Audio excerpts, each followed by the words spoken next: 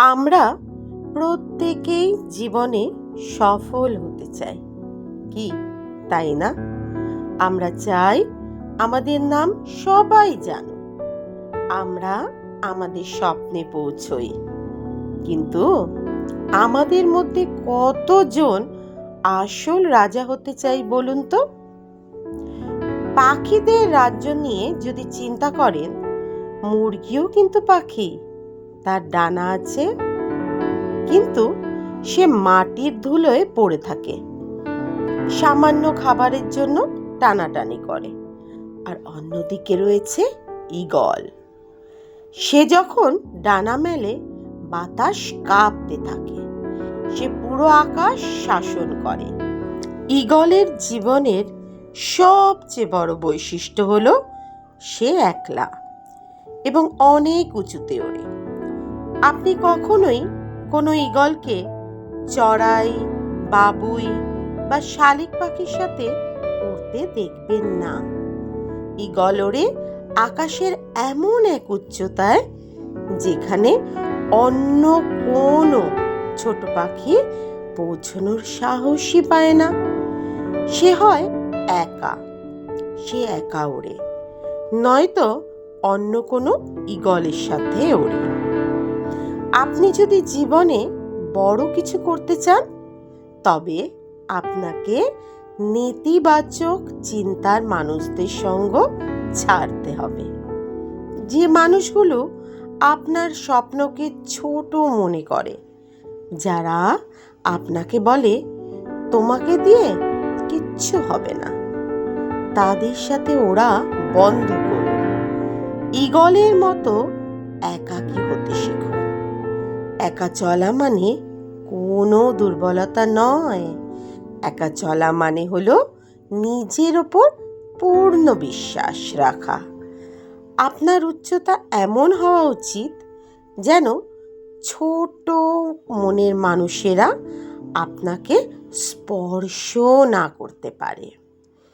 ঈগলের চোখ অসাধারণ। সে আকাশের অনেক ওপর থেকে প্রায় 5 কিলোমিটার দূরের একটা ছোট্ট শিকারকে স্পষ্ট দেখতে পায়। এবং সবচেয়ে বড় কথা কি জানেন? যখন সে তার লক্ষ্য বা শিকারকে স্থির করে নেয়, যত বাধা বা ঝড়ই আসুক না কেন, যতক্ষণ না সে সেটিকে অর্জন করছে, তার নজর 1 সেন্টিমিটারের জন্য সরে না। আজ আমাদের সমস্যা কি? আমাদের মনোযোগ বা ফোকাস প্রতিদিন শত শত খণ্ডে বিভক্ত। আমরা পড়তে বসি বা কাজ করতে যাই, অমনি মোবাইলে নোটিফিকেশন বাজে। আমরা একটা লক্ষ্য ঠিক করি, 2 দিন পর অন্য কারো সাফল্য দেখে নিজের রাস্তা বদলে ফেলি। ঈগলের মতো ফোকাস তৈরি করুন। আপনার লক্ষ্য যেন 5 কিলোমিটার দূর থেকেও আপনার চোখে স্পষ্ট থাকে। জীবনে হাজারো ডিস্ট্রাকশনস, সোশ্যাল মিডিয়া, মানুষের অযথা সমালোচনা, এগুলোকে পাশে সরিয়ে নিজের লক্ষ্যের ওপর একদম লেজার বিমের মতো নজর রাখুন। লক্ষ্য স্পষ্ট হলে পথ যত কঠিনই হোক, আপনি পৌঁছবেনই। ঈগলের একটি চমৎকার অভ্যাস হলো, সে কখনোই পচা বা মৃত মাংস খায় না। সে সর্বদা নিজে শিকার করে তাজা খাবার গ্রহণ করে। অন্য প্রাণী মেরে রেখে গেছে এমন খাবার সে ছুঁয়েও দেখে না। আমরা আমাদের জীবনে কিন্তু ঠিক উল্টোটাই করি। 3 বছর আগে একটা পরীক্ষায় ফেল করেছিলাম, সেটা ভেবে আজ কাঁদছি। অতীতে কেউ আমাকে অপমান করেছিল, সেই কষ্ট আজ বুকে ধরে বসে আছি। গতকালের ব্যর্থতাকে আমরা আজকের দিনেও টেনে নিয়ে চলি। অতীত হলো মৃত মাংসের মতো, অতীতের ব্যর্থতা, অতীতে হারিয়ে ফেলার সুযোগ বা অতীতের অপমান নিয়ে বেঁচে থাকা বন্ধ করুন। প্রতিদিন সকালে যখন ঘুম ভাঙবে, জানবেন আজ নতুন একটা দিন, নতুন একটা সুযোগ। অতীতকে পেছনে ফেলে আজকে তাজা সুযোগকে আঁকড়ে ধরুন। অন্যান্য সব পাখির কাছে ঝড় মানে হলো ভয় বা আতঙ্ক। ঝড় উঠলেই গাছের ডালে, বাসার কোণায় চড়াই শালিকরা ভয়ে কাঁপতে থাকে। কিন্তু ঈগল, ঝড় উঠলে ঈগলের রক্তয়ে এক অদ্ভুত রোমাঞ্চ জেগে ওঠে। ঈগল কিন্তু ঝড়ের ভয়ে লুকোয় না, সে মেঘের ওপর গিয়ে দাঁড়ায়।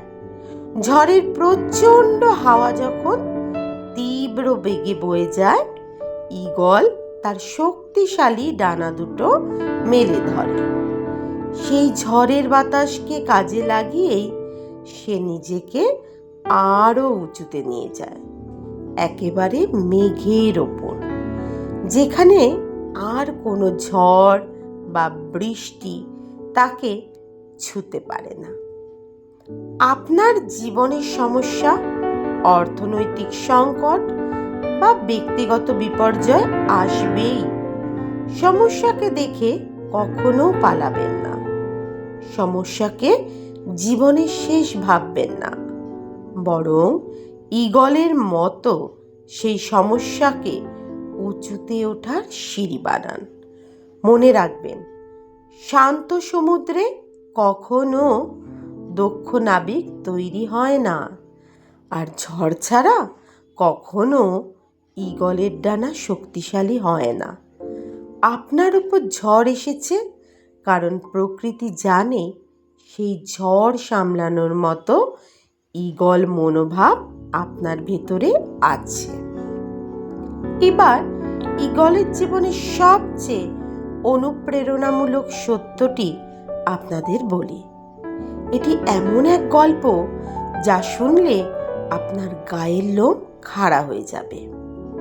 ঈগলের বয়স যখন 40 বছর হয়, তখন তার শরীরে বার্ধক্য থাবা বসায়।